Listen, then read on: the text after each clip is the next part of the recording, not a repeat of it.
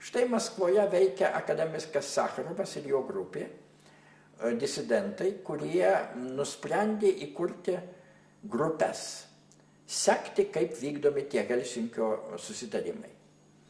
Ir viešai reaguoti, jeigu tie susitarimai yra pažeidžiami. O pažeidimų yra tiesiog tūkstančiai, jeigu ne 10 tūkstančių. Yra rašomi dokumentai, kreipiamasi su tais dokumentais į vakarų vyriausybės ir taip pat ir į tarybinę vyriausybę Maskvoje. Kad štai atkreipkite dėmesį, pasirašėte, kad žmogaus teisės bus apsaugotos, o jos anaiptol nėra apsaugotos. Grupės tos yra atviros, tai yra būna konspiratyvios grupės ir tokių yra daug pogrindyje, kur žinoma žmonės neskelbia savo pavardžių, nebent saugumas tas pavardės anksčiau ir vėliau suseka.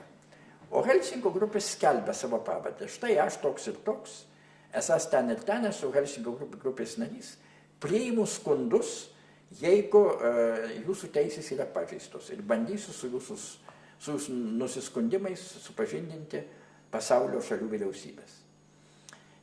Ten yra, reiškia, Maskvos grupė, kurioje dalyvauja Sacharovo žmona. Jis pats nedalyvauja, jis yra toks tarsi globėjas tų grupių, bet nėra narys. O jo žmona yra narė ir vadovė.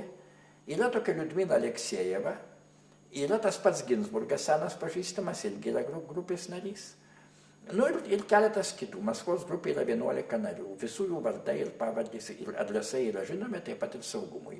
Viešai paskelbti, jie nesislepia. Jeigu valdžia jos areštuos, tai jinai, reiškia, laužys